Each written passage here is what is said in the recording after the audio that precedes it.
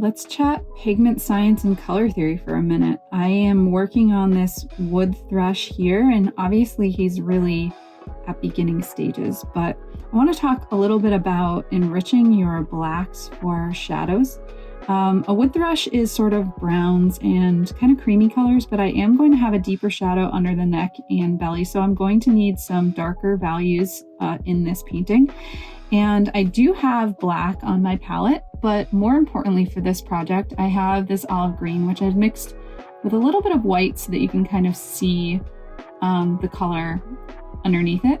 And this olive green is going to be really important in creating my shadows, even though the bird itself isn't green, for a number of reasons.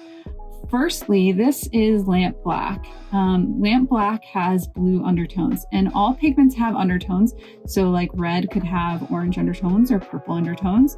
Lamp black has blue undertones, and that is cool. And these are all warm colors. Even my greens are leaning towards yellow, so they're very warm. The browns in the bird itself are orange undertones, so that's going to be warm. Now I could have picked maybe like Mars black, but I actually don't have that pigment. But that's okay, because this green is actually serving another purpose as well.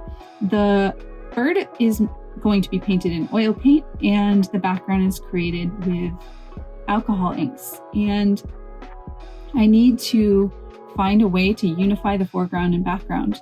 And I don't want it to look like two separate things kind of plopped together. So what I'm going to do is bring some of those greens into the bird itself so that these two areas can speak to each other a little bit more. And another thing is, when we mix like just black and white together, we get kind of this bottled gray.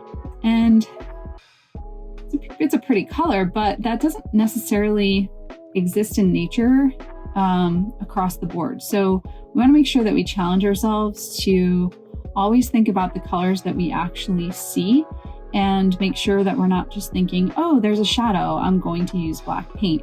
I would say I'm always thinking about what kind of color I can mix into my blacks.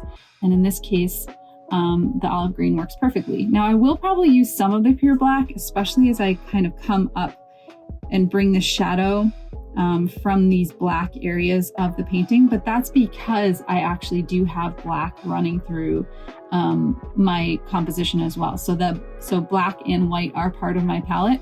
I'm just going to mix some of my shadows in with that green.